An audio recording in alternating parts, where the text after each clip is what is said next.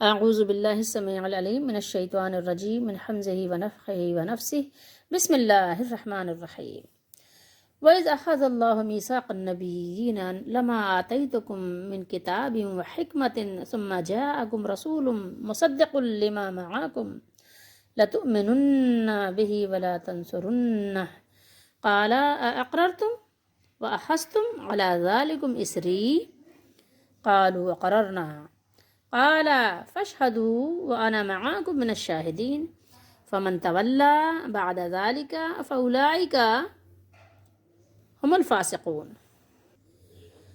آیت نمبر 81 82 دو آیتیں ہیں، یہ سورہ آل عمران ہے، پارہ نمبر 3 ہے۔ اور یاد کرو جب اللہ نے نبیوں سے، یہ وعظ جو ہے ذکور کے معنی میں ہے، اس لیے یہاں یاد کرو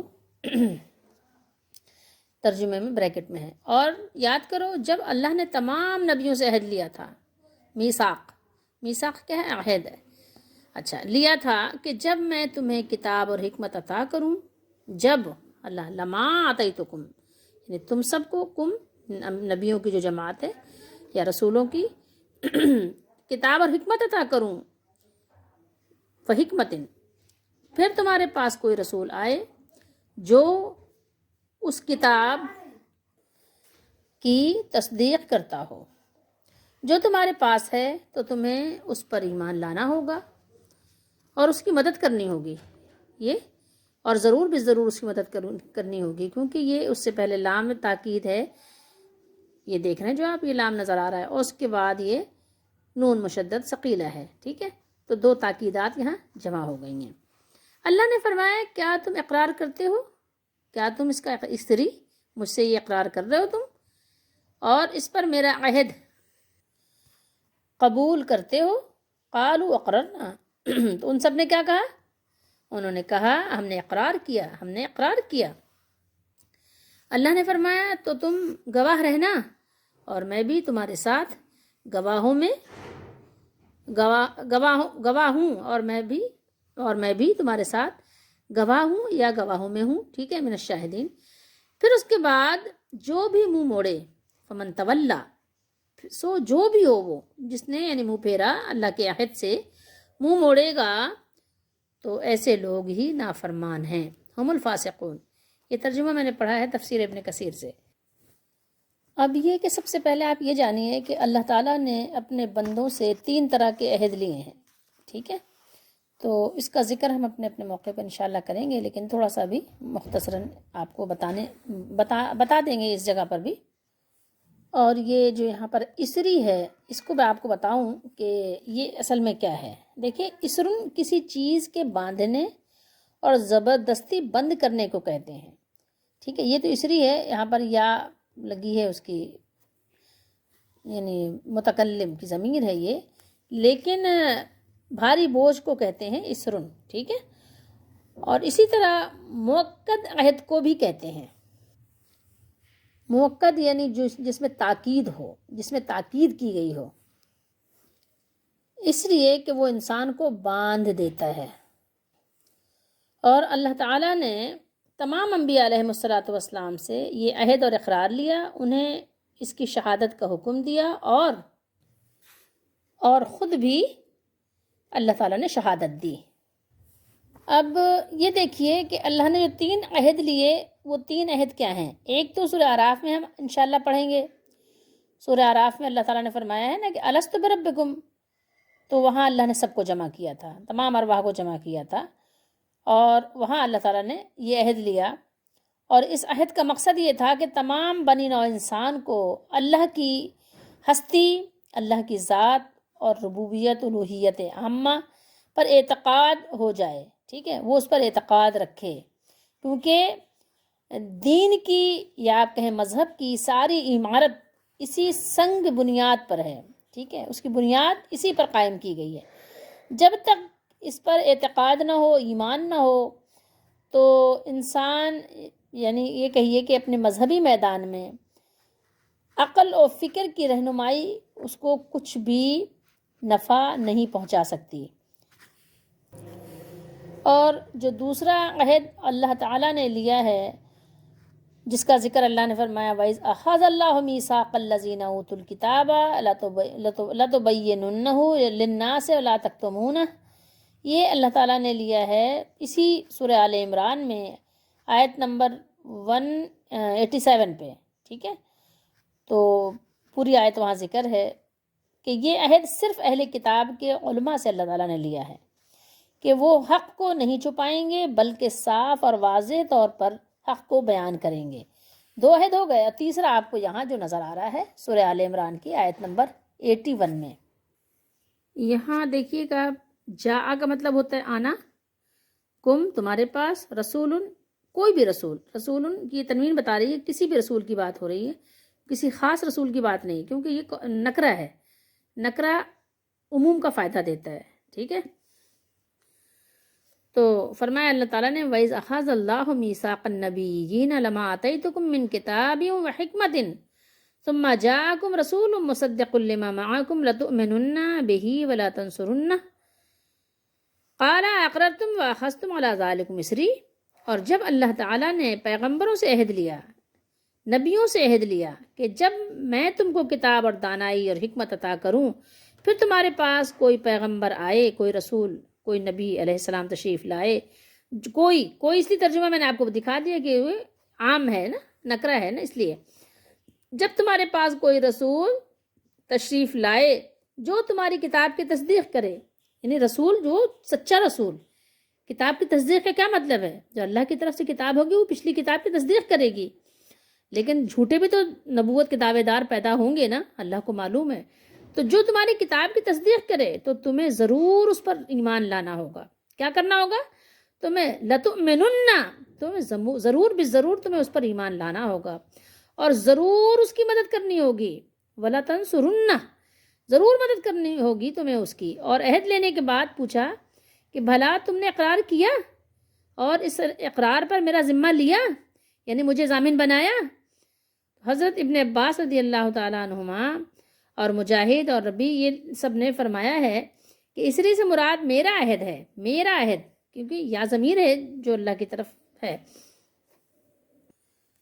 اور تفسیر ابن ابی حاتم میں ہے کہ یہ محمد بن اسحاق فرماتے ہیں کہ اس کے معنی یہ ہیں کہ کیا تم نے میرے شدید تاکید والے اس عہد اقرار کو قبول یعنی تسلیم کر لیا، اس کو عہد و قرار کو تسلیم کیا؟ یعنی اللہ تعالیٰ نے فرمایا قالوا اقررنا، تو ان سب نے کیا کہا؟ انہوں نے کہا ہم نے اقرار کیا۔ تو اللہ نے فرمایا تو تم اس عہد و پیمان کے گواہ رہو اور میں بھی تمہارے ساتھ گواہ ہوں۔ پھر جو اس کے بعد پھر جائیں، یعنی لوٹ جائیں، واپس ہو جائیں، یعنی اس عہد و اقرار سے پھر جائیں، اس سے واپس ہو جائیں، فَأُولَٰئِکَ هُمُ الْفَاسِقُونَ، تو وہی کیا ہیں؟ فاسق ہیں، وہی لوگ بد کردار ہیں، اور وہی لوگ کیا ہیں؟ نافرمان ہیں، فاسقون۔ اب ایک چیز اور دیکھنے کی ہے اس میں، یہ ہے وَإِذْ أَخَذَ اللَّهُ مِيثَاقَ النَّبِيِّينَ، یہ میثاق کی جو بات ہے تو میثاق سے کیا مراد ہے اور یہ کہاں ہوا؟ میثاق کہاں ہوا؟ تو اب اس پر لوگوں نے بہت باتیں کی ہیں۔ کن لوگوں نے؟ جو مفسرین ہیں بالخصوص، وہ کہتے ہیں یا تو عالم ارواح میں ہوا یا دنیا میں بذریعہ وحی ہوا، اور کچھ کہتے ہیں کہ دونوں ہی احتمال ہیں۔ لیکن ایک چیز ہمیشہ غور کیا کریں کہ جس چیز کے بارے میں اللہ تعالیٰ نے نہیں بیان کیا اس کے لیے ہمیں باتیں کرنے کے بجائے بہت ہی ہمارے لیے مفید ہوگا کہ ہم اس پر ایمان لائیں اور چپ کر جائیں۔ جس بارے میں نبی کریم صلی اللہ علیہ وسلم نے وضاحت نہیں کی اور اللہ تعالیٰ نے خود بھی اپنے کلام کو مختصر رکھا، تو بس اسی پر ایمان رکھنا ہمارے لیے بہتر ہوگا، بجائے اس کے کہ ہم مزید اس میں یعنی نقطہ چینی کریں، اپنی طرف سے کوئی اس میں دلیلیں فٹ کریں، وہ ہمارے لیے بہتر نہیں ہوگا۔ جو اللہ تعالیٰ ہمارے لیے ضروری سمجھتا ہے وہ ہمیں خود بیان کر دیتا ہے، جو ضروری سمجھتا ہے وہ نبی علیہ السلام کے ذریعے سے ہمیں سکھا دیتا ہے۔ تو بس اب اس کے بعد پھر ہمارے لیے کیا چیز رہ جاتی ہے کہ ہم اس میں مزید یعنی ایک ایک چیز نقطہ ڈھونڈتے پھریں؟ کیا ضرورت رہ جاتی ہے؟ کچھ بھی، کوئی بھی ضرورت باقی نہیں رہتی۔ اگر ضرورت ہوتی ہے تو اللہ تعالیٰ میں خود سکھا دیتا ہے، ضرورت نہیں ہوتی تو قرآن وہاں پر خاموش ہوتا ہے۔ تو میثاق کیا ہے؟ اس کی تصریح تو قرآن نے کر دی ہے، ٹھیک ہے، میثاق ہے کیا؟ قرآن نے خود ہی اس کی وضاحت کر دی ہے۔ لیکن یہ میثاق کس چیز کے بارے میں لیا گیا؟ میثاق لیا بھی تو کسی چیز کے بارے میں ہے نا۔ تو کس میں لیا گیا؟ اس میں بھی لوگوں کے مختلف اقوال ہو گئے، ٹھیک ہے، لوگوں نے اس میں مختلف باتیں کی، اس میں بھی آپ خاموش رہیے، کیونکہ اللہ تعالیٰ نے کیا یہاں بیان کیا؟ الفاظ پہ غور کیجیے جو عربی متن ہے، ثم جاءکم رسول مصدق لما معاکم، دیکھیے ترجمہ کیا یہاں سے، ترجمہ یہاں سے دیکھیے، اور جب اللہ نے سب نبیوں سے پختہ عہد لیا کہ میں کتاب و حکمت میں سے جو کچھ تمہیں دوں، پھر تمہارے پاس کوئی رسول آئے، کیا ہو؟ رسول، کوئی بھی رسول، جاءکم رسول، کوئی بھی رسول تشریف لائے جو اس کی تصدیق کرنے والا ہو، یعنی جو کتاب پہلے نبی کے پاس موجود ہے، پہلے رسول کے پاس موجود ہے، جب دوسرے نبی تشریف لے آئیں اور پھر وہ کتاب، دوسرے نبی کی کتاب پہلے کتاب کی تصدیق بھی کر رہی ہو جو تمہارے پاس ہے، تو تم اس پر ضرور ایمان لاؤ گے، تم اس پر ضرور ایمان لاؤ گے، ضرور اس کی مدد کرو گے۔ تو اب یہاں پر ہمیں اس بحث کی کیا ضرورت ہے کہ میثاق کس کے بارے میں لیا گیا؟ میثاق کس کے بارے میں لیا گیا؟ کیا چیز تھی؟ بس جو بتا دیا یہ اس پہ اکتفا کریں، یہی ہمارے لیے کفایت کرے گا۔ یہ آیت مبارکہ جو ہے، ان آیات میں اس بات کی تصریح کی گئی ہے کہ اللہ تعالیٰ نے تمام انبیاء سے یہ پختہ عہد لیا کہ جب تم میں سے کسی نبی کے بعد دوسرے نبی تشریف لے کر آئیں جو یقیناً پہلے انبیاء اور ان کی کتابوں کی تصدیق کرنے والا ہو، تو پہلے نبی کے لیے ضروری ہے کہ پچھلے نبی کی سچائی اور نبوت پر ایمان خود بھی لے کر آئیں اور دوسروں کو بھی اس کی ہدایت کریں۔ تو اس آیت مبارکہ سے مقصود ایسے دلائل کی وضاحت ہے جن سے رسول اللہ صلی اللہ علیہ وسلم کی نبوت ثابت ہو رہی ہے، آپ کی نبوت ثابت ہوتی ہے۔ اللہ تعالیٰ نے یعنی ہر نبی سے عہد لیا کہ وہ اپنے بعد آنے والے نبی کی تصدیق اور اس کی مدد کرے، اور اس بارے میں یعنی کوئی رکاوٹ اگر بن رہی ہے تو اس کو دور کرے۔ اس کے علاوہ اگر وہ نبی علیہ السلام نبی کی زندگی میں تشریف لے آئیں تو بذات خود اس پر ایمان لائیں، اور اگر زندگی میں تشریف نہ لائیں تو نبی علیہ السلام اپنی دنیا سے جانے سے پہلے دوسرے جو اپنے امت ہیں ان کو یہ پیغام دے کر جائیں کہ جو بعد میں نبی آئے اس پر ایمان لانا، جو لوگ زندہ رہیں اس پر ایمان لائیں۔ تو نبی علیہ السلام کا یہ فریضہ بھی ہے کہ ان کی زندگی میں کوئی نبی تشریف لے آئے تو وہ اس پر ایمان بھی لائیں، اور اگر ان کی زندگی میں کوئی دوسرا نبی تشریف نہیں لاتا تو وہ جب دنیا سے جانے سے پہلے اپنی امت کو بتا کر جائیں کہ میرے بعد اگر تمہاری زندگی میں کوئی نبی تشریف لے آئے تو اس پر ایمان بھی لانا اور اس کی مدد بھی کرنا، اس کی مدد کرنا جہاد میں، ہر طرح سے، یعنی جو بھی چیزیں اللہ تعالیٰ نے لازم کی ہیں ان ہر کام میں اپنے نبی کی مدد کرنا، یہ نبی علیہ السلام کی ایک ذمہ داری یہ بھی ہوتی ہے کہ جس نبی کی زندگی میں دوسرے نبی تشریف لے آئیں، ایسے بھی نبی تشریف لائے نا کہ ایک کی زندگی میں دوسرے نبی تشریف لے آئے، جیسے موسیٰ علیہ السلام کے زمانے میں ہے کہ شعیب علیہ السلام بھی تھے، ابراہیم علیہ السلام کے زمانے میں لوط علیہ السلام بھی تھے، پھر اسی طریقے سے یعقوب علیہ السلام کے بیٹے یوسف علیہ السلام بھی نبی تھے، کافی ایسے نبی گزرے ہیں کہ جن کی زندگی میں دوسرے نبی بھی تشریف لے آئے۔ تو اللہ تعالیٰ نے یہاں پر یہ دعوت بیان فرمائی ہے کہ اللہ تعالیٰ کی طرف سے یہ نصیحت تھی، یہ وعدہ تھا، یہ میثاق تھا، کس وقت ہوا، کیسے ہوا، اس کے پیچھے ہمیں نہیں جانا، ہمیں یہ جانا کہ بیان کیا ہوا۔ لیکن ہمارے نبی محمد رسول اللہ صلی اللہ تعالیٰ علیہ وآلہ وسلم سب نبیوں میں آخری ہیں، اب آپ کے بعد کسی نبی نے آنا ہی نہیں ہے، آپ پر ہماری یعنی آپ پر ایمان لانا اور آپ کے دین کی ظاہر، اب آپ صلی اللہ علیہ وسلم تو ہمارے زمانے میں موجود نہیں ہیں، بنفس نفیس تو آپ موجود نہیں ہیں، تو آپ کے دین کو آگے بڑھانا اور آپ کے دین کی مدد کرنا جو آپ دین لے کر آئے ہیں، ٹھیک ہے، جو آپ شریعت لے کر آئے ہیں، اللہ نے جو آپ کو شریعت دے کر بھیجا ہے، اور آپ کے مشن کو جاری رکھنا، نبی کریم صلی اللہ علیہ وسلم کا جو مشن تھا، اب آپ کے بعد آپ کے امتی جو آپ صلی اللہ تعالیٰ علیہ وآلہ وسلم پر ایمان رکھتے ہیں، تو ان کا ایک فریضہ، ایک ان کی ذمہ داری یہ بھی ہے کہ وہ نبی علیہ السلام کے مشن کو آگے بڑھائیں۔ اور اب آپ صلی اللہ تعالیٰ علیہ وآلہ وسلم ہمارے آخری نبی ہیں اور آپ واجب الاتباع ہیں، اب آپ کے بعد آپ کے سوا اور کسی نبی کی اتباع جائز نہیں ہے، ٹھیک ہے، یعنی سب نبیوں کا جو یعنی لایا ہوا دین اور لائی ہوئی شریعت تھی وہ آپ صلی اللہ علیہ وسلم کے دین اور آپ کی شریعت میں وہ مدغم ہو گئی، یعنی اس میں مرچ ہو گئی، یہاں اس آیت میں چھوٹا سا سبق یہ بھی ہے، عیسائیوں کو بھی، یہود و نصارہ کو بھی ایک سبق ہے. کیا ہے کہ لازمی بات ہے کہ موسیٰ علیہ السلام بھی یہ سبق دے کر گئے اپنی امت کو کہ میرے بعد جو نبی آئے گا اس پر ایمان لانا. تو یہودیوں نے عیسیٰ علیہ السلام کو نہیں مانا. پھر اس کے بعد عیسائیوں کے لیے کیا سبق ہے کہ عیسائی جو ہے عیسیٰ علیہ السلام یہ سبق دے کر گئے ہیں کہ میرے بعد محمد رسول اللہ صلی اللہ علیہ وآلہ وسلم تشریف لائیں گے، ان پر ایمان لانا. تو پھر انہوں نے عیسائیوں نے محمد عربی صلی اللہ علیہ وسلم پر ایمان نہیں قبول کیا. تو اللہ تعالیٰ نے ان کو یہاں پر یہ بات بھی ان کو بھی بتائی کہ دیکھو تمہارے نبی تو یہ سبق دے کر گئے تھے، کیونکہ ظاہر اللہ تعالیٰ نے سب سے عہد لیا تھا تو انہوں نے سبق دینا ہی یہی تھا. تو پھر تم کیوں نہیں مانتے؟ تم کیوں نہیں مانتے آخری نبی کو؟ کیا وجہ ہے؟ کیوں ضد ہٹ دھرمی اور عصبیت پہ اترے ہوئے ہو؟ پھر آگے ساتھ ساتھ اللہ تعالیٰ نے ایک تنبیہ بھی فرما دی. تنبیہ کیا فرمائی؟ فمن تولا. اس آیت میں اہل کتاب کو یہاں پر تنبیہ کی کہ تم رسول اللہ صلی اللہ علیہ وسلم پر جو ایمان نہیں لا رہے ہو، تو ایمان نہیں لا کر تو دراصل تم اس یعنی جو آیت مبارکہ کے تحت جو عہد بیان کیا گیا اس عہد کی خلاف ورزی کر رہے ہو، جو عہد اللہ تعالیٰ نے تمام نبیوں سے لیا تھا، جو تمہارے بھی یعنی جن کو تم مانتے ہو انبیاء علیہ السلام، ان سے بھی اللہ تعالیٰ نے اس کے ذریعے سے تم سے عہد لیا ہے. ظاہر ہے جب اللہ نے ہمارے نبی سے لیا ہے تو نبی کے وسیلے سے یعنی ہم بھی اس میں شامل ہیں. تو یعنی نبی علیہ السلام کے ذریعے سے تم سے بھی یہ عہد لیا گیا ہے. تو اب بتاؤ تمہارے فاسق ہونے میں کیا کوئی شبہ ہے کیا؟ کہ اگر تم اس عہد کو پورا نہیں کرتے، اس وعدے کو پورا نہیں کرتے جو اللہ تعالیٰ نے نبی کے ذریعے سے علیہ الصلوۃ والسلام اپنی امت سے اس کی امت سے لیا ہے، تو جب تم پورا نہیں کر رہے ہو تو پھر تم کیا ہو؟ تم بتاؤ تم کیا ہو؟ کیا تم فاسق نہیں ہو؟ اللہ نے کیا فرمایا؟ فَأُولَٰئِکَ هُمُ الْفَاسِقُونَ. تو کیا شبہ ہے تمہارے فاسق ہونے میں؟ تو تم تو فاسق ہو گئے. اور یہاں لوگوں کے لیے ایک سبق اور بھی دیا گیا ہے. کیا؟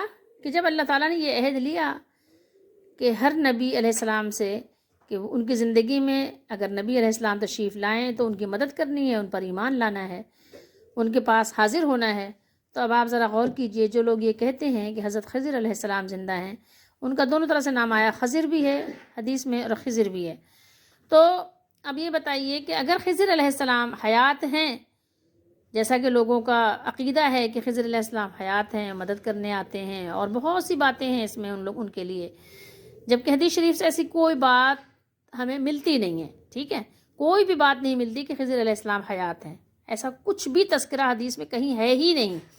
اچھا تو پھر یہ بتائیے کہ جن لوگوں نے عقیدہ گڑھا ہے تو ان کا کیا خیال ہے کہ خضر علیہ السلام نبی کریم صلی اللہ علیہ وسلم کی زندگی میں آئے، ان کے پاس نبی کریم صلی اللہ علیہ وسلم پر ایمان لانے کے لیے آئے کہ میں آپ پر ایمان لاتا ہوں کہ آپ اللہ کے نبی ہیں؟ تو جواب نفی میں ہوگا، نہیں آئے. پھر کیا آپ کہتے ہیں کہ خضر علیہ السلام کسی جنگ میں جہاد میں شرکت کے لیے مدد کے لیے آئے نبی کریم صلی اللہ علیہ وسلم کی؟ تو آپ کو جواب ملے گا کہ نہیں آئے. ہجرت کرنے کے لیے وہ آئے تھے، مکے سے مدینہ ہجرت کی تھی خضر علیہ السلام نے؟ نہیں کی تھی. جنگ بدر میں شریک ہوئے تھے؟ نہیں ہوئے تھے. جنگ احد میں شریک ہوئے تھے؟ نہیں ہوئے تھے. جنگ خندق میں شہید ہوئے تھے؟ نہیں ہوئے تھے. فتح مکہ میں تھے؟ نہیں تھے. جنگ حنین میں تھے؟ نہیں تھے. تو کسی وقت وہ تشریف نہیں لائے، کہیں بھی اس کا تذکرہ نہیں ملتا. نہ تو ان کے ایمان لانے کا تذکرہ ملتا ہے کہ وہ محمد رسول اللہ صلی اللہ علیہ وسلم پر ایمان لائے ہوں، نہ وہ ہجرت سے پہلے کہیں ان کے تذکرہ ملتا ہے کہ ہاں کہیں وہ مدد کرنے آئے ہوں مسلمانوں کی. آج تو وہ مدد کرنے آ رہے ہیں لوگوں کی، آج تو وہ خضر علیہ السلام لوگوں کی مدد کرنے جگہ جگہ گھڑی گھڑی آ رہے ہیں جیسے لوگوں کا عقیدہ ہے. لیکن اس وقت جب مسلمانوں کو شدید ضرورت تھی، جب حضرت بلال رضی اللہ تعالیٰ عنہ کو مکے کی گرم ریت پر، کھولتی ہوئی ریت پر لٹا کر ان کے ساتھ ظلم و زیادتی کی جا رہی تھی، جب حضرت سمیہ رضی اللہ تعالیٰ عنہ کے ساتھ ظلم ہوا، شہید کی گئیں، وہ شہادت حاصل کی انہوں نے، بے شمار صحابہ، ہم کیا نام لیں ان کے، صحابہ اور صحابیات ہجرت پر مجبور کر دیے گئے، اپنا گھر در چھوڑنے پر مجبور کر دیے گئے. تو کیا آپ نے کہیں پڑھا کہ خضر علیہ السلام ان کی مدد کے لیے آئے؟ اللہ تعالیٰ نے ان کو بھیجا ان کی مدد کے لیے؟ آپ کو جواب نفی میں ملے گا، نہیں، کہیں پہ اس کا تذکرہ ہی نہیں ہے، کہیں بھی تذکرہ نہیں ہے. فرشتے تو آئے، فرشتے مدد کے لیے آئے، لیکن خضر علیہ السلام کے آنے کا تذکرہ کہیں نہیں ہے. تو اب آپ اس سے کیا نتیجہ نکالتے ہیں کہ خضر علیہ السلام حیات ہیں اور پھر نبی علیہ السلام کے ساتھ نہ وہ مدد کے لیے آئے، نہ ہجرت کے لیے آئے، نہ جو ہے ایمان لانے کے لیے آئے، نہ آپ صلی اللہ علیہ وسلم کے صحابہ کی مدد کے لیے آئے، ٹھیک ہے، نہ اس کے بعد آئے، اب اتنے یعنی زمانے بعد خضر علیہ السلام تشریف لانے لگ گئے۔ تو اب آپ خود ہی چیک کیجئے کہ آپ کی جو بات ہے قرآن و حدیث کی روشنی میں آپ کا عقیدہ صحیح ہے یا غلط ہے، قرآن اور حدیث کے مطابق ہے یا خلاف ہے۔ تو آپ اس کا خود ہی رزلٹ نکال لیں، دوسروں کو ضرورت نہیں نکالنے کی۔ یہ قرآن مجید کی آیات ہیں، اللہ نے ہمیں حکم دیا ہے کہ اس کو پڑھو، اس پر ایمان لاؤ، اس پر یقین رکھو، اسے لوگوں کو آگے پہنچاؤ۔ کیا حکم دیا؟ آگے بھی پہنچاؤ، اس کی دعوت بھی دو لوگوں کو۔